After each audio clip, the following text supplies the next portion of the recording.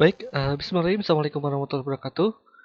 Pada kesempatan ini, di pertemuan pertama mata kuliah Game Programming, saya akan membahas tentang apa itu pengembangan dari sebuah game. Mungkin sudah tidak asing lagi ya, kalau untuk perkenalan bisa di-skip ya. Nah, sudah tidak asing lagi karena mata kuliah ini dari semester 7 dan pernah belajar dengan saya sendiri.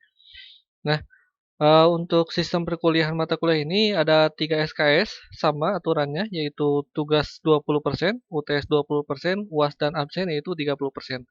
Dan kehadiran itu tidak hadir, maksimal 3 kali gitu ya.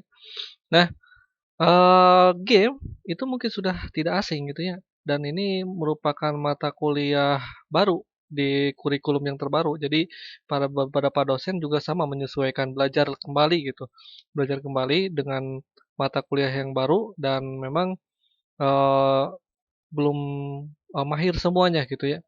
Nah, kita akan membahas tentang apa itu pengembangan dari sebuah game. Nah, game sendiri mungkin sudah tidak asing, kita sering memainkan itu entah itu di smartphone, di konsol, atau juga di, game zone atau di mana pun ya, itu sudah tidak asing. Nah, sebelum kita memainkan, pasti ada yang membuatnya, ada yang mendesain sebuah game tersebut. Nah, yang pertama, hal-hal yang perlu diperhatikan ketika kita membuat sebuah game atau menjadi sebuah game developer, bukan sebagai player atau sebagai pemain saja, kita akan mengkondisikan diri sini sebagai pembuat. Nah, yang pertama itu menentukan tujuan. Jadi ada beberapa pertanyaan yang penting yang perlu Anda tanyakan pada diri Anda sendiri sebelum memulai pengembangan sebuah game gitu ya.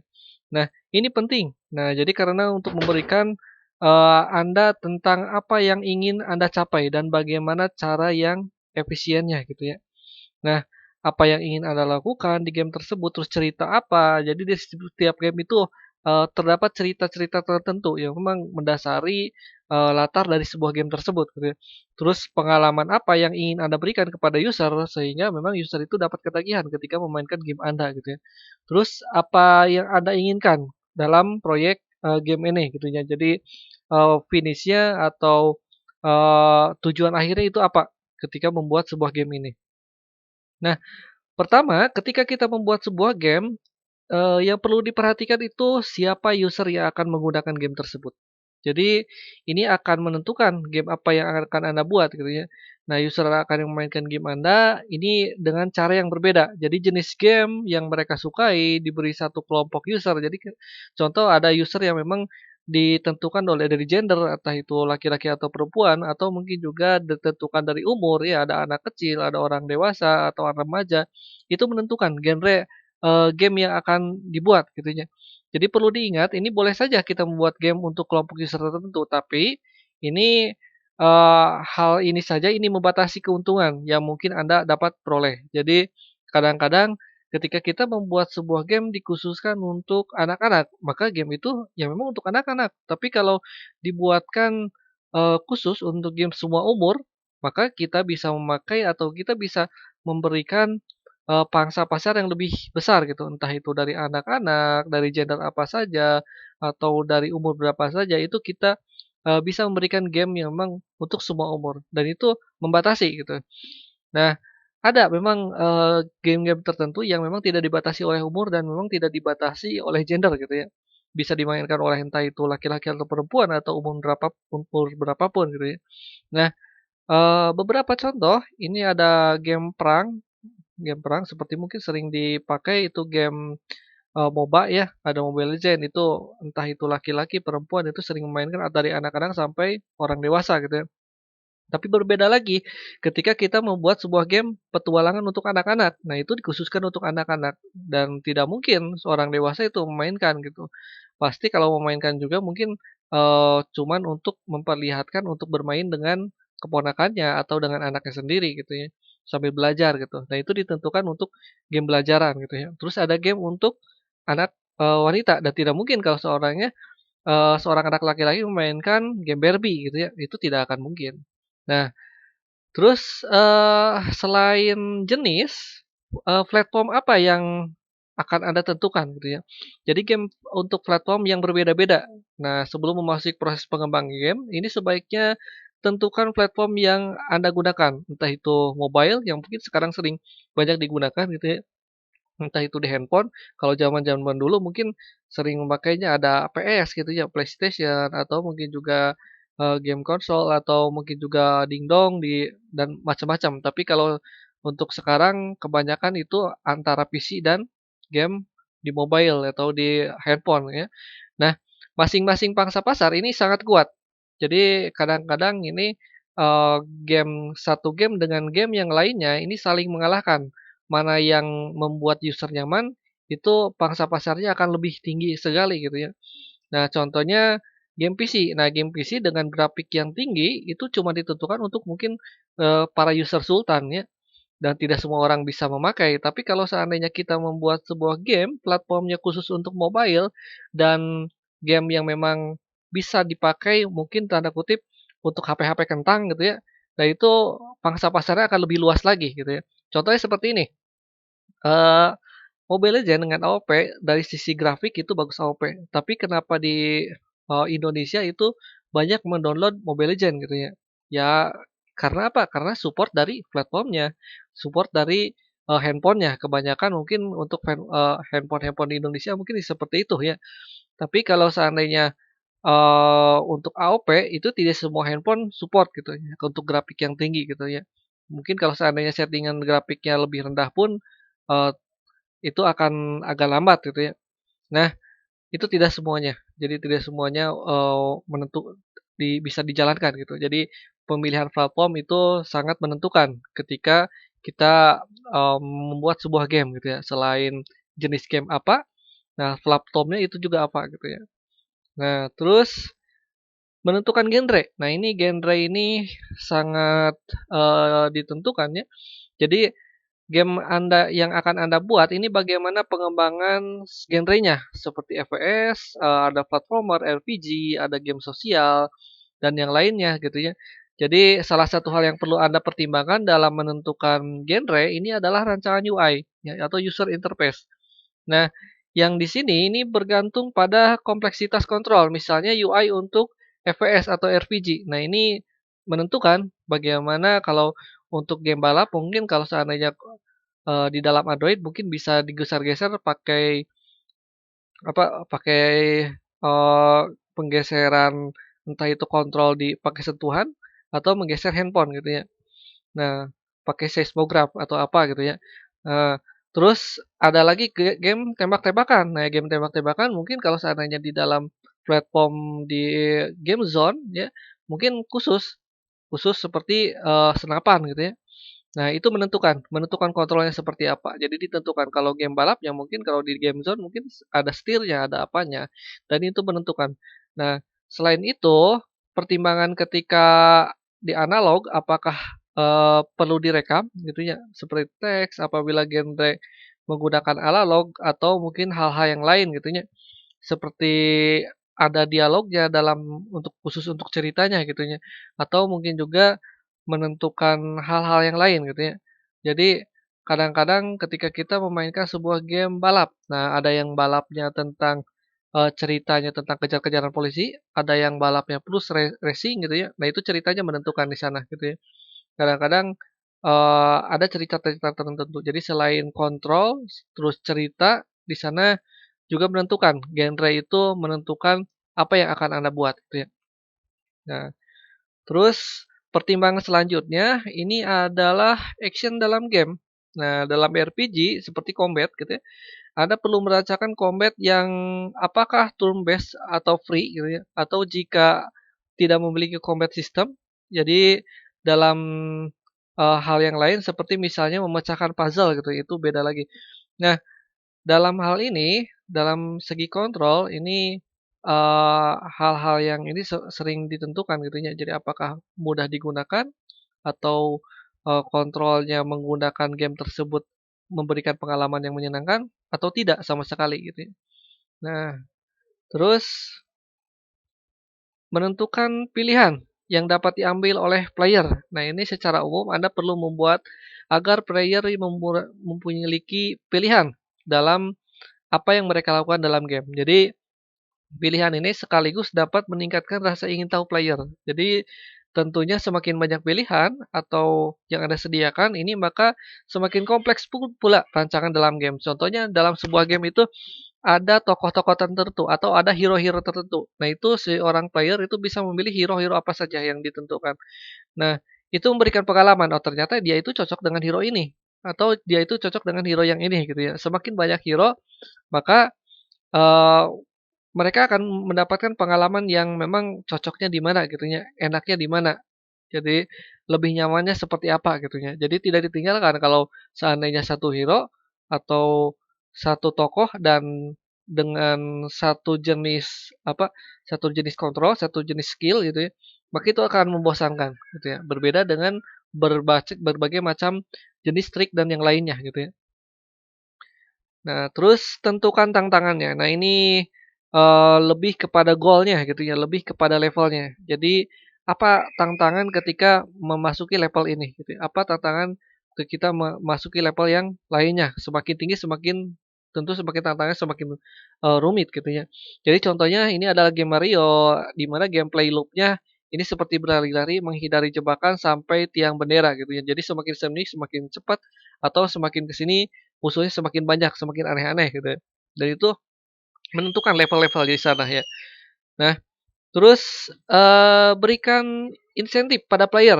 Nah, mungkin Anda sering, tahu ya, sering mengikuti atau memainkan beberapa game dan ada beberapa hadiah gitu ya, hadiah entah itu dari game tersebut gitu, entah itu berupa skin gitu ya, atau berupa koin, atau berupa apa gitu, ketika kita bisa memainkan memainkan atau membeli item di dalam game tersebut.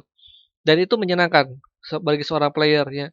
Selain menambah, apa, menambah skill ya, bukan menambah skill, jadi menambah memudahkan dia untuk menaikkan level, juga menambah sisi apa ya, sisi gaya ya, sisi gaya.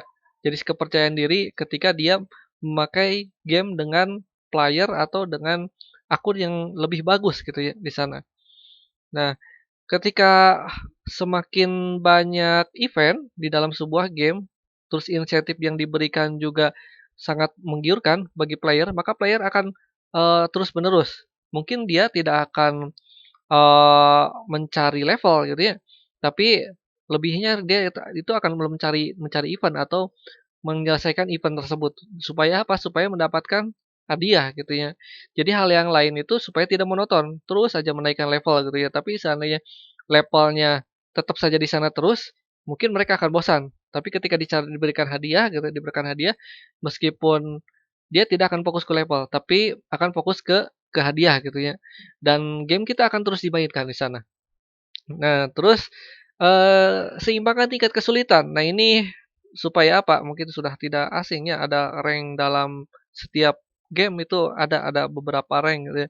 Dan itu kesulitan beda-beda, semakin tinggi ranknya semakin sulit juga di sana. Dan ini, supaya apa, supaya memang memberikan tantangan kepada seorang gamers gitu ya. Nah, terus ada beberapa komponen. Nah, di yang kedua ini adalah komponen. Pertama membuat tutorial. Nah, ini biasanya kalau tutorial ini seandainya, eee, orang pertama atau, hal yang pertama yang baru dimainkan oleh seorang gamers, maka diperlukan sebuah tutorial. Supaya apa? Jadi bila konsep game ini terlalu relatif baru dan perlu memberikan tutorial, misalkan pada awal rilis game, seperti seri Age of Empire ini, tutorial ini dapat diberikan menggunakan instruksi. Jadi sepertinya Mass Effect atau memberikan suatu player dengan berbagai macam, bermain gitu ya, seperti petunjuk-petunjuknya di sana. Nah, terus hal yang lain itemnya yaitu ada dunia game atau game world. Game world ini adalah dunia di mana player memainkan game tersebut yang Anda buat. Ini beberapa game, beberapa luas game world tersebut ini seberapa sulit tantangannya. Jadi bagaimana memberitahu player bahwa suatu wilayah ini harus dilewati atau dieksplorasi gitu ya. Nah, atau tidak gitu ya. Nah, untuk game world yang sangat luas ini seperti Skyscrim atau GTA gitu ya. Atau yang Anda perlu mempelajari hal-hal teknis ini berkaitan dengan, hal live streaming gitu ya. Jadi di mana tempatnya itu menentukan gitu ya. Jadi Supaya apa? Supaya kita menghafal peta di dalam game tersebut gitu ya. Jadi memberikan suasana kita masuk dalam dunia game di sana ya. Nah, terus desain game mekanik. Nah, ini game mekanik ini adalah aturan internal dalam game. Ini Anda perlu membuat sebuah sistem peraturan yang seimbang dan konsisten. Nah, ini cara terbaik untuk melakukan dengan mengamati game yang sudah ada. Jadi, contohnya ini adalah game mekanik misalnya musuh dengan ukuran kecil tentunya memiliki health yang power yang kecil. Nah, pengaruhnya menggunakan item tertentu terhadap health atau power gitu ya. Jadi dalam sebuah game juga ada beberapa item. Game apa saja pun gitu ya. Mungkin kalau game seperti Mobile Legends atau game Free Fire gitu ya yang paling digandrungi atau game apapun itu ya. Atau ketika kita main game panah-panahan atau game tembak-tembakan atau mungkin game balap. Nah, itu ada item-item yang memang menentukan untuk ketika kita supaya akun yang kita pakai itu lebih enak dipakai ya. Entah mungkin kalau seandainya kita game balap itu membeli bannya atau membeli apanya gitu item-item supaya ketika kita menggunakan mobil itu memang lebih nyaman gitu ya untuk posisi untuk jenis track yang seperti apa gitu ya. Nah, terus desain level. Nah, ini level ini pada level kelompok utama ini dalam game seperti episode yang harus dilalui pada agar agar sampai ke tujuan akhir. Nah, ini desain level ini yang Anda buat haruslah menarik dan menantang, namun sekaligus juga masuk akal gitu ya. Jadi jangan sampai terlalu sulit akhirnya tidak bisa dipecahkan oleh satu orang pun gitu ya. Dan itu tidak masuk akal dan tidak akan selesai-selesai. Malahan kalau seandainya game terlalu sulit, ya, game terlalu sulit itu jangankan menyenangkan, tidak akan menyenangkan, malahan itu akan membuat stres gitu ya. Nah, jadi buat game yang semenyenangkan mungkin dan memang masuk akal dan bisa dilewati gitu ya. Bisa dilewati dengan beberapa skill tertentu. Nah, terus desain konten. Nah, ini desain konten ini Anda perlu mendesain item karakter. Ini dan segala sesuatu terdapat pada game world gitu ya. Nah, proses ini sangat menyita waktu. Biasanya jadi rencana yang baik atau cari cara untuk menggunakan lagi item yang dipakai gitu ya. Namun usahakan tidak terlihat repetitif gitu ya. Nah, terus desain antarmuka. Nah, ini desain antarmuka atau UI ini sangat menentukan ya, sangat menentukan seperti objek menu seperti HUD atau mungkin juga objek semacam yang digunakan atau mengamati game tersebut gitu ya. Hal-hal yang perlu ingat atau hal-hal yang membuat UI itu semakin sederhana atau semakin baik, semakin mudah dipahami bahkan oleh anak usia 8 tahun gitu ya. Dan itu artinya UI tersebut, bagus gitu ya. Jadi kalau anak-anak pun mudah menggunakannya atau anak-anak pun juga, senang menggunakan berarti desain antarmuka yang Anda buat untuk game tersebut itu sudah sukses. Nah, terus desain kontrol game. Nah, ini desain kontrol game ini yang, tadi disinggung. Nah, ini merancang sistem kontrol game yang natural. Ini merupakan kunci kepuasan dari player gitu ya. Jadi untuk menikmati game, jika diingat jangan membuat kontrol yang membingungkan player atau bila ragu-ragu gunakan sistem kontrol yang standar. Misalnya seperti FPS shooter ya untuk menembak-tembakan atau tombol untuk menggerakkan karakter ya atau WSD atau untuk sementara menembakkan menggerakkan kamera menggunakan mouse gitu ya. Seperti dalam Dota atau yang lainnya gitu ya. Nah, ini kontrol game ini menentukan apakah game itu enak dimainkan atau tidak. Ketika sulit dimainkan, maka orang tidak akan memainkannya lagi gitu ya. Tapi ketika mudah dimainkan, sederhana untuk dimainkan dengan level yang awalnya sederhana mungkin sampai ke sana lebih rumit gitu ya. Dan itu akan memberikan pengalaman kepada seorang player di sana. Nah, terus desain aspek visual. Jadi mungkin sudah tidak asing ya zaman Street Fighter zaman dulu dengan Street Fighter zaman sekarang. Nah, ini desain aspek visualnya sangat berbeda sekali ya. Jadi tampilan halus dengan game atau tampilan yang segar dengan warna-warni yang mencolok misalkan akan merusak game dengan tema yang serius gitu. Jadi ditentukan kalau temanya warna-warni mungkin ditentukan untuk game untuk anak-anak. Tapi kalau dengan warna-warni ditentukan untuk game tembak-tembakan ya, untuk remaja itu tidak akan cocok di sana ya. Terus pilih juga palet yang komprehensif. yang menarik. Jadi pilihan visual yang menarik merupakan bagian penting dalam game. Jadi Anda bisa membaca buku tentang teori warna atau Anda bisa juga bila ragu gunakan contoh dari game yang sudah ada gitu ya. Jadi menjiplak game tapi tidak boleh sama persis ya di sana. Jadi harus ada ciri khasnya. Nah, terus gunakan petunjuk visual juga. Nah, ini seperti efek-efek ya. Jadi banyak cara yang mendapatkan agar game Anda lebih mudah dipahami. Ya, di antaranya dengan memberikan petunjuk visual agar tetap tertarik memainkannya. Seperti game dalam Left 4 Dead gitu ya. Atau hampir pada dikatakan pada petunjuk instruksi tertulis. Nah, kemana player harusnya bergerak atau namun game tersebut memberikan petunjuk visual atau hal-hal yang lainnya seperti contoh kalau dalam game pertarungan itu efek-efek visualnya ada efek menendang atau efek apa gitu ya. Nah itu seperti damage yang diberikan berapa gitu. Nah itu petunjuk-petunjuk di sana ya. Atau sebelum ketika memulai bagaimana yang mana menendang, yang mana memukul gitu ya, itu menentukan di sana. Jadi ada petunjuk visualnya ya. Dan ketika dipijit itu visualnya ada muncul ya di sana keterangannya gitu ya. Nah, terus jangan hanya membatasi pada keindahan grafik. Nah, ini yang tadi disebutkan. Jadi kadang-kadang grafik itu memang sangat apa ya, sangat menantang, sangat bagus, sangat nyaman sekali untuk ketika kita menggunakan game dengan grafik yang bagus gitu ya. Namun kadang-kadang, tidak beberapa perangkat itu tidak support untuk game yang, grafiknya memukau gitu ya. Namun game-game dengan grafik sederhana yang tidak kalah bagus contohnya di sini seperti ada yang tadi disebutkan ada Mobile Legends dan AoV atau mungkin juga Free Fire dengan apa, PUBG gitu ya. Nah itu kadang-kadang mengalahkan game dengan grafik yang lebih bagus, ya. Nah, di sana memang apa ya, banyak pertimbangannya. Selain pertimbangan game kelancaran bermain, juga, pertimbangan hal-hal yang lainnya seperti kuotanya atau apapun itu ya. Nah, terus desain audio. Nah, ini ketika kita membuat desain audio, nah dalam sebuah game, mungkin kalau seandainya seorang sultan, itu mereka ketika membuat game, itu ada, sound effect ya gitu ya, menggunakan, sound gitu ya, yang dengan 4 layer gitu ya. Nah, sound effect ini langsung umumnya Anda perlu membuat pengembangan game dengan suara atau percakapan. Entah itu senjata, kalau sering nembak ya ada suara senjatanya, kalau ada ketika beradu pedang, ada suara pedangnya gitu ya. Dan interaksi buat sound effect, yang sebanyak-banyaknya.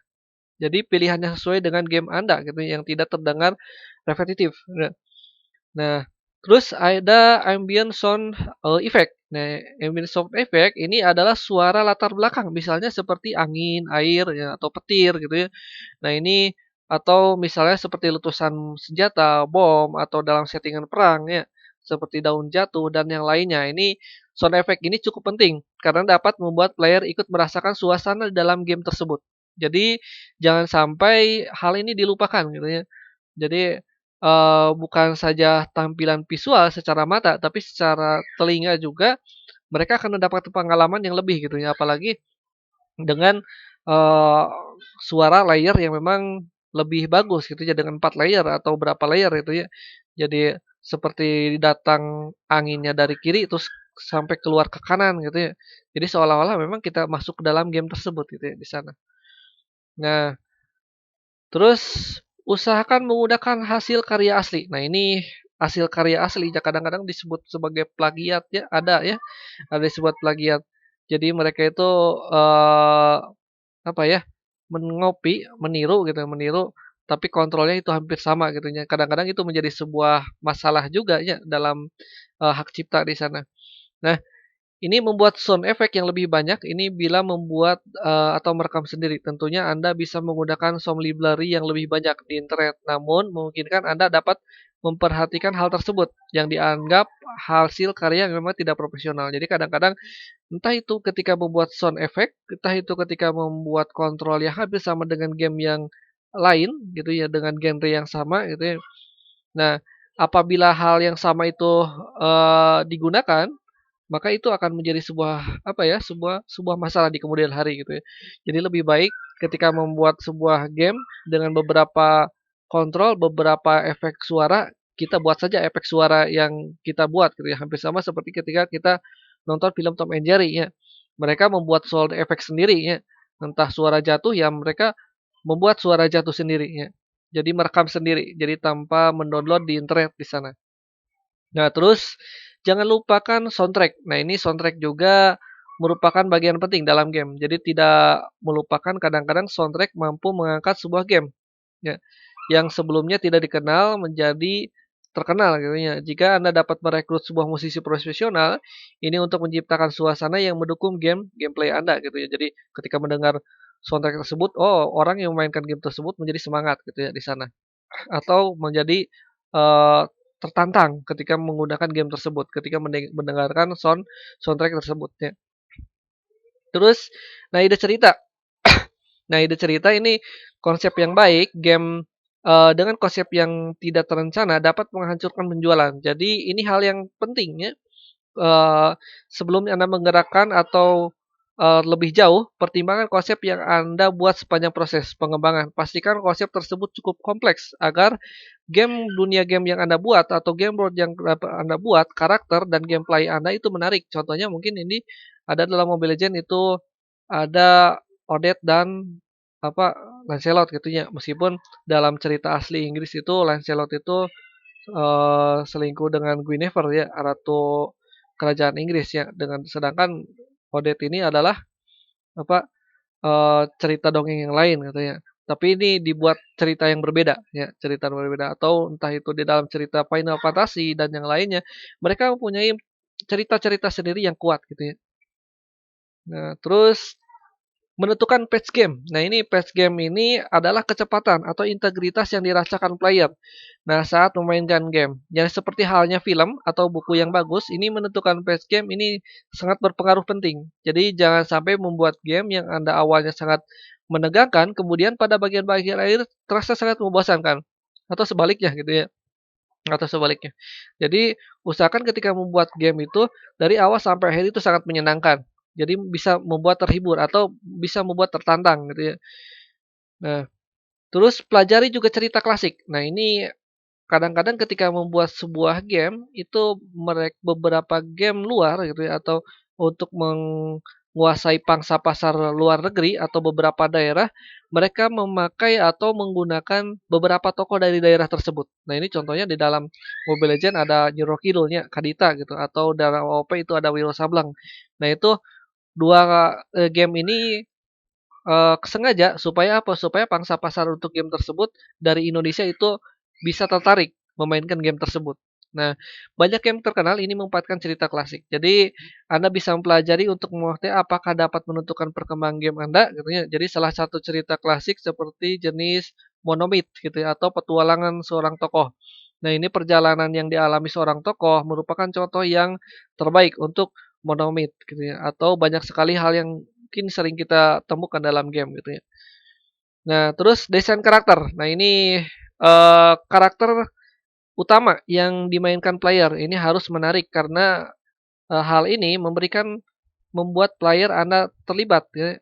Jadi menariknya di sini maksud ini adalah karakteristik kompleks yang memiliki kelemahan kekuatan tertentu. Mungkin kalau seandainya sering menggunakan atau memakai game seperti Mobile Legends gitu ya, ada kelebihan dari tank, ada kelebihan dari fighter, kelebihan dari assassin, atau mungkin juga ketika memainkan, game Pokemon Go gitu ya.